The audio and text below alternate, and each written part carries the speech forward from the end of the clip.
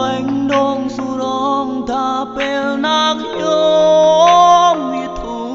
រកំពុងធ្ងោសុរមចាំងបេះដូងរឿងរ៉ាវស្នេហាមួយនេះពិតជាពីបាំងបោះស្រាយព្រមតែឆំឆាយកិនថាខ្លួនឯងនេះល្អមិនដែលសុខសងលួចមានគេនៅនឹងមកយើងមិនសងរបងចរណៃបន្តធ្វើអ្វីបាបយើងអូនេះស្អីនឹងគ្នាទៅដល់លោកកាចុងក្រោយក៏លែងមាននៅ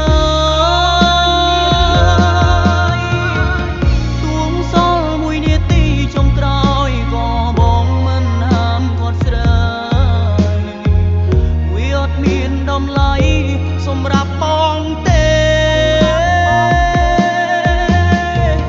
បើគេចង់ទៅឲ្យទូហៅបកក្រោយក៏គ្មានន័យដែ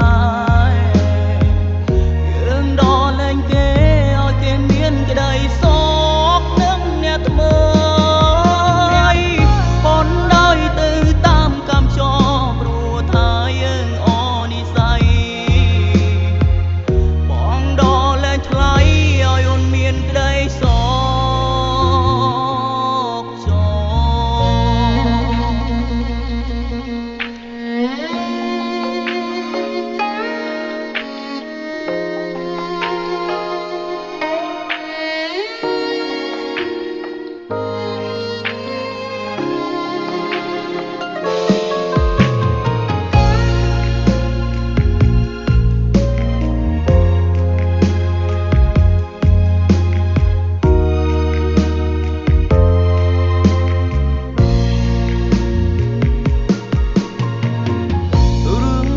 ស្នេហាមួយនេះពិតជាពីបាំងបោះស្រាយរួមតែឆំឆាយកិនថាខ្លួនឯងនេះល្អមិនដែលសុខសងលួចមានគេនៅ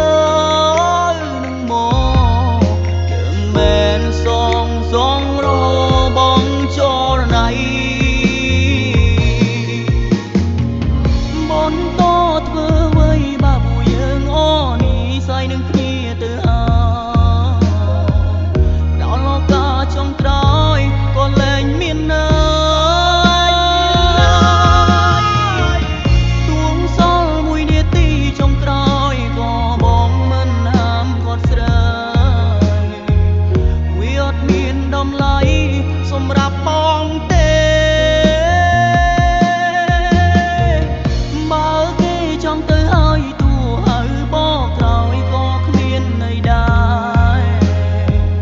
យើងដល់លែងគេឲ្យគេមានក្តីសោកនឹងអ្នកថ្មីប៉ុន្តែទៅតាមកម្មចរព្រោះថាយើងអនិស័យបងដល់លែងថ្លៃឲ្យអូនមានក្តីសោក